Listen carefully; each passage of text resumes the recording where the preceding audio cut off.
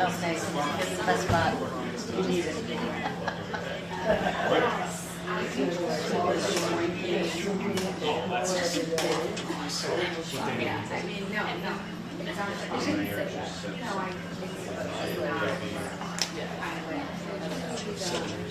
Says they've spoken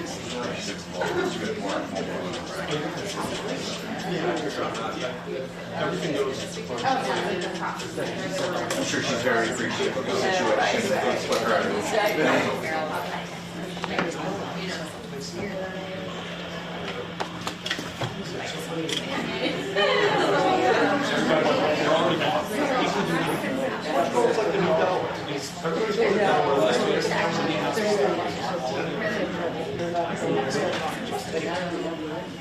Right, you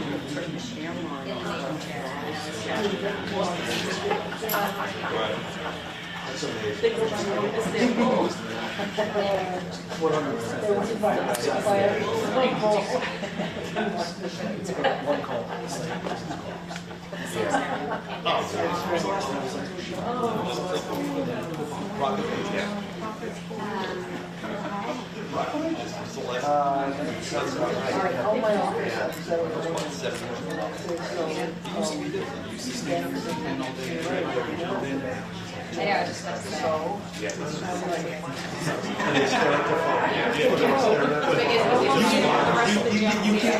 can't jump in here and complain with the rest of us. Are you too earnest? You know what the best part about fetching is? It's an equal opportunity. Everybody. Yeah.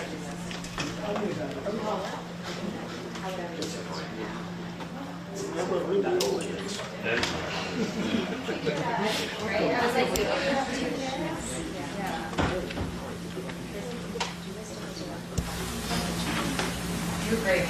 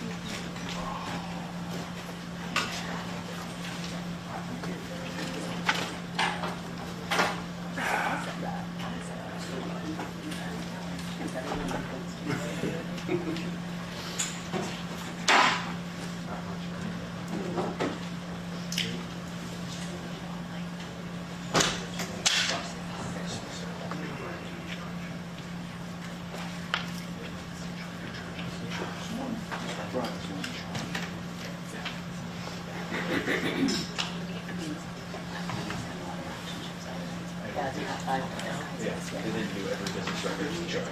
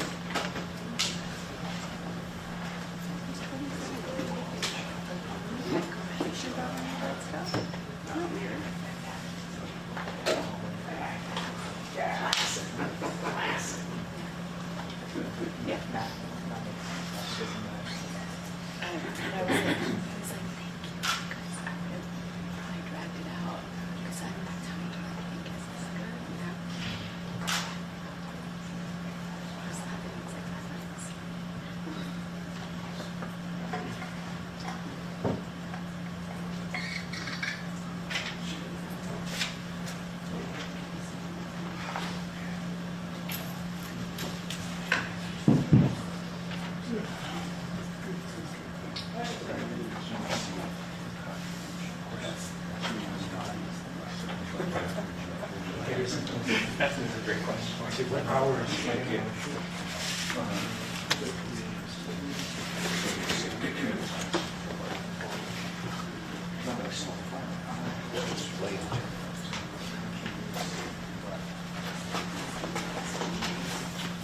The comedy or the type?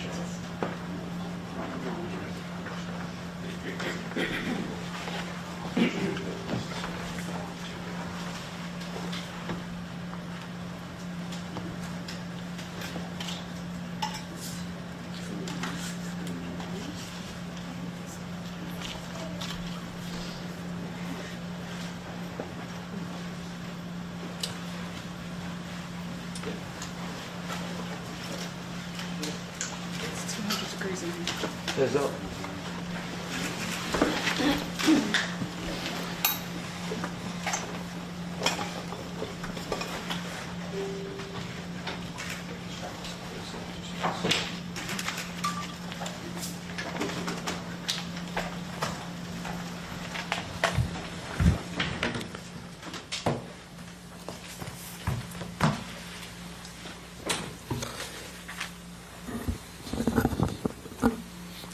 Good afternoon.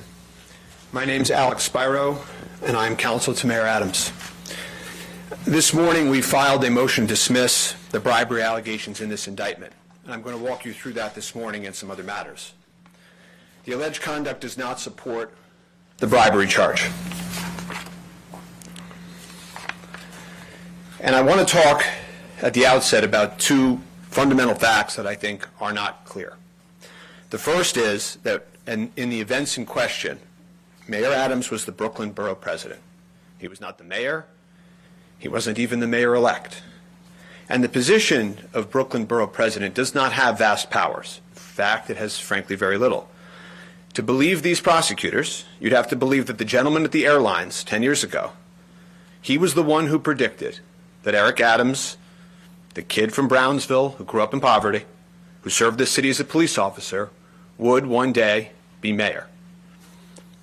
That as he is upgrading and giving these courtesies to Mr. Adams, that this was his plan. This was the agreement. It defies all logic, it defies common sense, and it isn't true. What is true is that Eric Adams has been known as the Outer Borough Mayor. He has been a voice for countless immigrant communities, Turkey too. And it's sad, frankly, to see him have that weaponized against him here. The second thing that I think needs to be clear at the outset is that gratuities are not federal crimes. Courtesies to politicians are not federal crimes. They do not violate federal law. Congressmen get upgrades. They get corner suites. They get better tables at restaurants. They get free appetizers. They have their iced tea filled up. That's just what happens. That's the truth. And we don't, in the law, leave these public servants to be asking themselves every single time, every single day they have any interaction with the public, is accepting this or taking that appetizer or not waiting in line a violation of federal law that subjects me to large prison sentences? We don't do that. That's why the law does not criminalize that. It would defy logic, it would make no sense, and so it doesn't. So the prosecutors then shift, and they say that, Eric Adams, he hid this secret of the airline upgrade corruption case, that he was hiding it from all of you New Yorkers. That's not true either. When he flew in his face and in his name, and he booked it on his credit card. And the fact that he didn't disclose those upgrades, the truth is, they didn't bother to check this, but the truth is you don't have to disclose upgrades. That's not one of the things you have to disclose. So I'm going to explain now how bribery works in real life. And I'll use an example. A businessman comes to New York City. He goes to the head of an agency. He says there's $1 million in the bag. I'm going to give you this $1 million, and you are going to give me a $20 million contract with the city. And that's the quid pro quo. That's how it works. And New Yorkers lose there. New Yorkers are harmed there because they don't necessarily get the right product at the right price. That's not what happened here. There was no quid pro quo. There was no this for that. The indictment alleges that then, 10 years ago, as Brooklyn Borough President, he got favors, and that at some point, then 10 years later, Turkish House. That's not a quid pro quo arrangement. There was no quid. There's no connection over this 10-year purported conspiracy of how those benefits have anything to do with 10 years later and the request at the Turkish House. There's no contemporaneous this for that. This is nothing more than basic courtesies that happen to members of Congress every day. There was no pro. Again, the timing and Mayor Adams' then role as Brooklyn Borough President, it makes this clear, right? It just doesn't make any sense. 10 years later, and all of a sudden, it's the Turkish House. It's not even in Brooklyn. When he's getting an upgrade 10 years earlier, they're upgrading him. It's not even in Brooklyn. He's the borough president with very little power in Brooklyn. There's no contemporary exchange, no this for that. And then there's the quo. And what they allege is they can't allege that he actually did it, right? Because he's the Brooklyn Borough President. He didn't take any official acts. What they say is that, you see, and again they're reaching, even here, that he pressured, they just use this word, pressured, the FDNY to take any action. But of course, in the very message in question in this case, the key moment of the case, he makes it abundantly clear he's not pressuring them. He says, just let me know if it's possible and I'll manage expectations. It's the opposite of pressure. That's what you say when it's sort of just the same phone call that politicians make in every city in this country every day. Routine activities, setting up meetings, hosting events, calling an official, asking a question, gathering information. This is not sufficient for criminal federal liability. There's no contemporary exchange of this for that. And remember, we're now at the quo. This is the big moment, the official act that you need to bring a federal criminal bribery case. And remember, they told you, that Eric Adams, in the airplane upgrade corruption case, he did things in secret. And you might be asking yourself, how did they get that text message between the Turkish gentleman and Mr. Adams? You might be wondering that. He gave it to them. He turned that over to them. So again, you just have to think about this logically. How could this new system announced for the first time in this indictment, for the first time, how could this possibly work? Every time anyone does anything for a politician, hosts a fundraiser, makes a donation, makes an introduction, gives them more legroom, every single time, they'd have to be walled off from that politician for the rest of time. Walled off. Any time a constituent calls, the politician would have to ask themselves, well, wait a second, does this person, did he ever appear before? Did she ever appear before? Did they ever do anything at all connected to me? They'd have to ask themselves that. That's not how the real world works. That's why this isn't a real case. Yet they bring it against the sitting mayor of New York City. And so we expect the bribery charges to be dismissed on the pending motion. The rest of this case is nothing but a campaign finance case, which isn't to make light of it, but these straw donor issues occur in almost every campaign. They're an issue in all campaigns. They allege in this case that on a few occasions of countless, there were straw donations, meaning that somebody donated through another. But Eric Adams obviously had no idea if that occurred, whether that occurred. And so the remaining allegations in this case rely on the testimony of one staffer. Just think about that. One staffer who has already lied, destroyed evidence, even according to the indictment, destroyed evidence. And you will learn that, as I said in court the other day, we'll find out when the prosecutors decide to tell everybody this, they know she's lying now. They've hidden that from you. The indictment further ignores and distorts exculpatory evidence and ignores the witnesses that have told the government that Eric Adams told all of them, never accept foreign money. He did it in writing. He did it in person. And so there's no evidence that supports the alleged donor fraud either. That is the part of it where they claim, right? They wanted the word fraud in this case, so that's why they did that. But they say that some of these donations, right, because they automatically happen, they automatically get matched, that was the fraud. Of course, Eric Adams would have to know about this. He didn't know about this. And of course, the other thing that they leave out in all of this is logic. He had no incentive to do this. None. They were going to make more, they had more than they could ever use. They had more than they were allowed to have. There was no incentive. They kept records of everything. Again, no secret. And of course, if you look down on the left, they refunded millions of dollars. Right? It's not a case. The second part of the case, it's not a real case. And so what the prosecutors do is they try to use misdirection. They try to use misdirection. And so they write, the 2021 campaign reaped over $10 million. Wow, that sounds like a really big fraud. Based on the false certifications and the campaign complied with the law. Okay. That's not true either.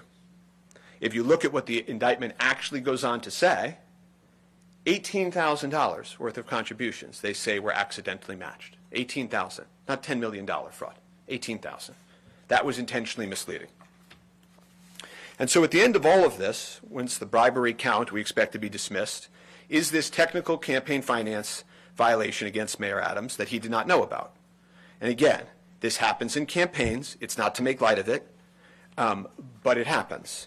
And so after that falls away, the matching donations issue falls away, and without crimes, so does the conspiracy. And that's where this will end. But I want to go back for a second to the beginning, to the night before the indictment. I want to show you what real evidence looks like. I want to show you what's really going on here. See, the prosecutors, having just typed up that indictment, and that's what indictments are. It's lawyers in a room with a computer just typing up what they want to accuse somebody of. That's all that is. It's a piece of paper. And so they're cobbling this together. You can picture them arguing about what to include regarding the upgrades, the legroom, whatever they want to say, a picture of the hotel. And they type it up, and they're just so excited that they had to leak it to the media. These lawyers are in this room, and they have lots of law books and very little real-world experience. And so they leak it to the media. And when they did that, they violated their ethical obligations. Violating grand jury secrecy is a criminal act. And it exposes them to what's really going on here. And when they did that, that misconduct, that's when the people of New York were let down. There are serious repercussions for leaking grand jury evidence, very serious repercussions. And I think you're going to see how that plays out in the coming days. And so, what do they do next? They send 12 federal agents to Gracie Mansion. Breaking news. My phone goes off. Breaking news. They're raiding Gracie Mansion. I speak to the agent. I said, what are you all doing at Gracie Mansion? He said, oh, we're just asking the mayor for his cell phone back again. Okay. I guess there was nothing else that those agents could work on in the city, no other crime to help with. They wanted that spectacle. They wanted all of this. And you should ask yourself why they're doing that. Why are they tipping off the media every single time they take somebody's cell phone in this case? Something that happens in every single investigation. Something they'll probably keep doing. Breaking news like this is some watershed moment in a criminal investigation. It's amateur hour. The reason they're doing it is they want all of this. They want it to be in the tabloids every time. And I think eventually New Yorkers, being New Yorkers, are going to wise up to all of this. But again, they just can't help themselves. And it's worse than that, actually, because they're trying to manipulate and fool and taint all of you. But I have faith, as does the mayor, that New Yorkers will see through this, that New Yorkers are too savvy to be tricked by these games. And so, as they finish their day, they go to their little press conference, the airline corruption case press conference. And you know, federal judges, they call them out about this all the time, spinning for cameras, trying to taint juries all the time. And when you look back at their comments now, just a few days later, you can see what I said then. This isn't a real case. Never was. To go after the sitting mayor of New York City, a city that needs him.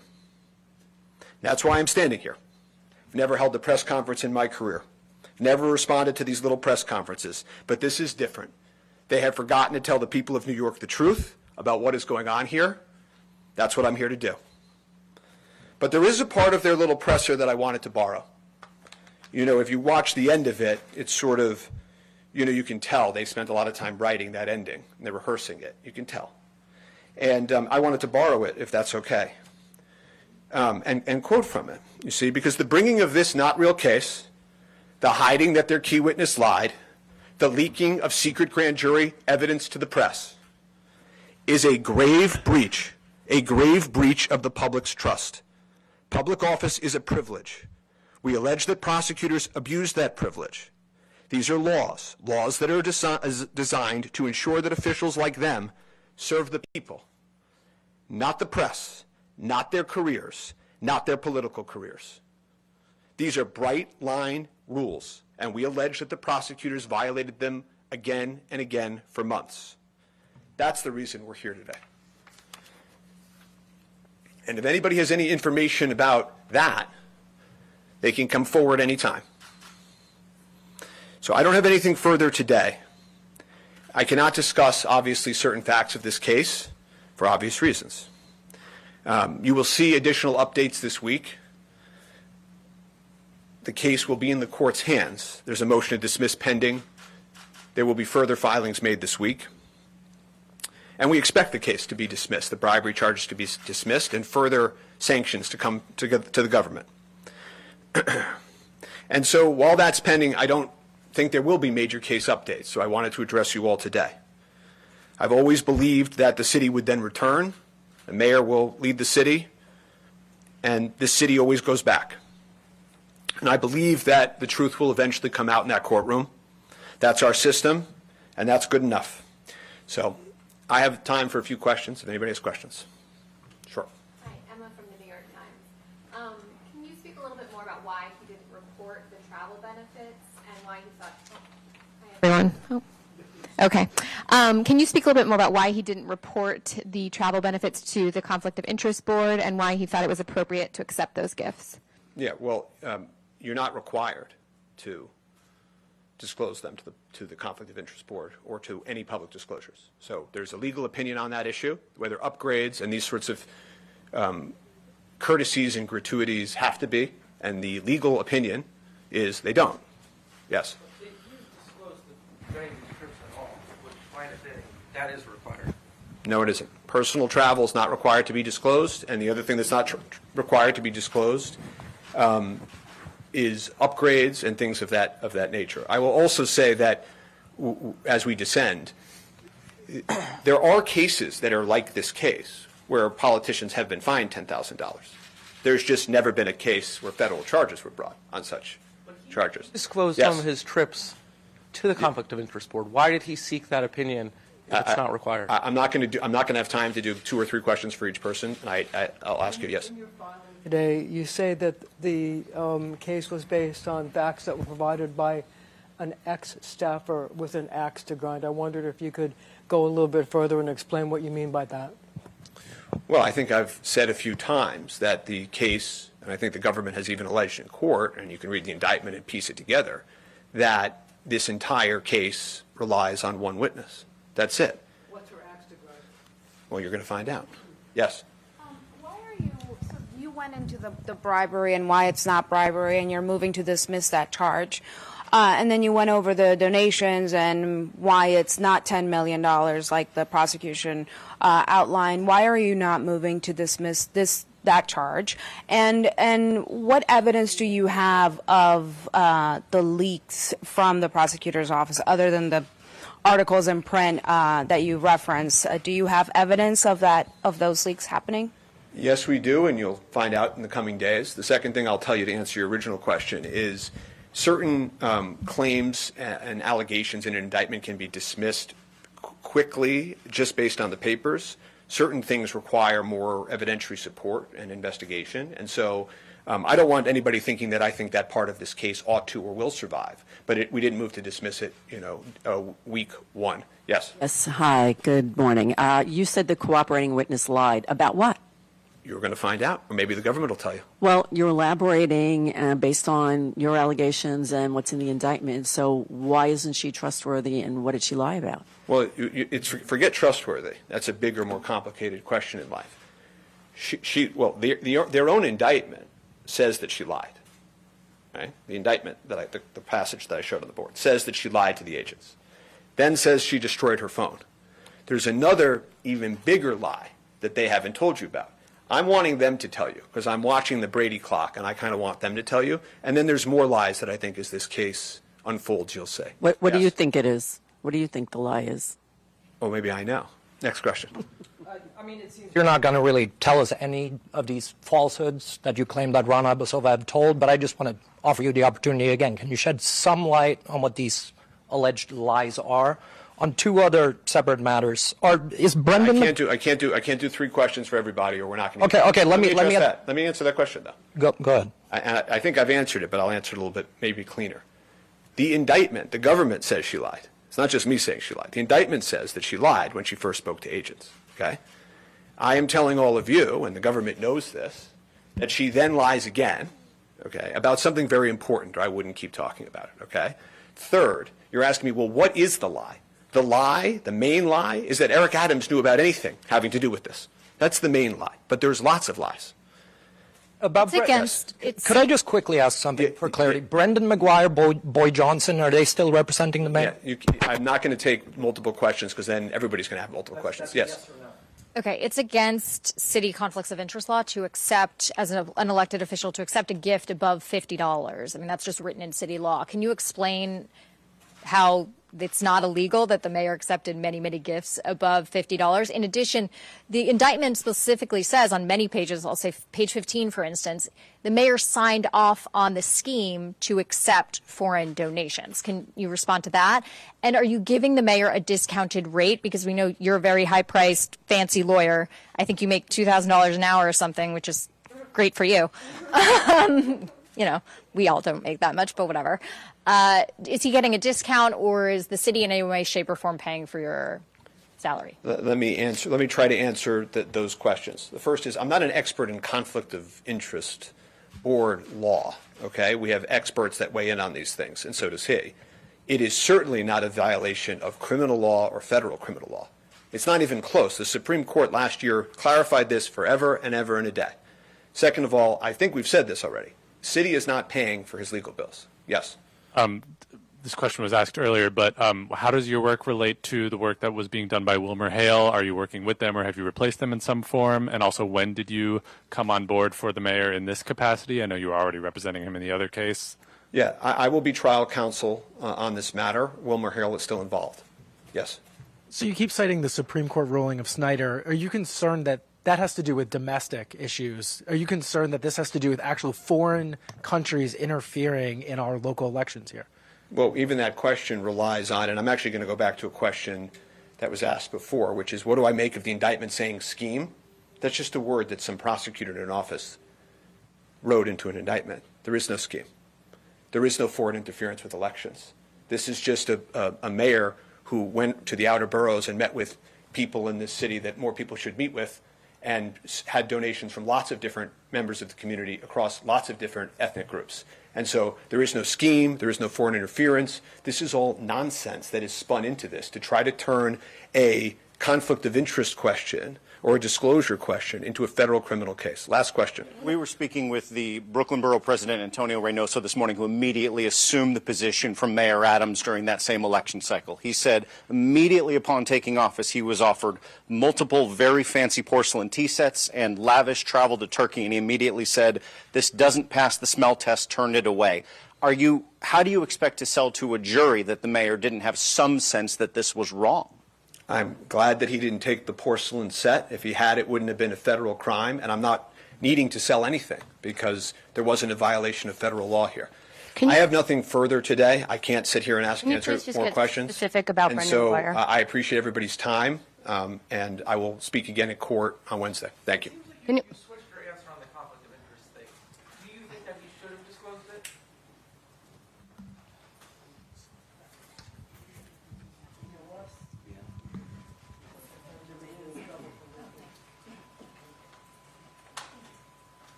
Did you shoot that wide while I was asking or something like that?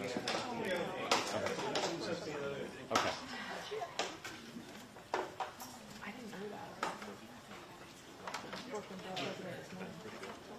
It was a little scoop we had. We had him on our morning show, and he told the whole story.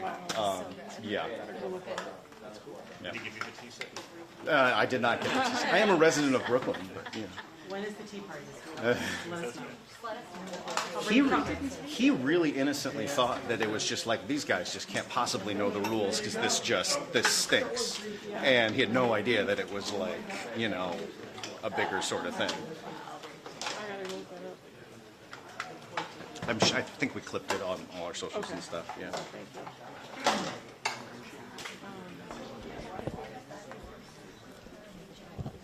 Okay, well, let's get out of here. So they didn't roll it? We were gonna stream it, like we're gonna take it live. Right? Yeah. Oh, I know you were.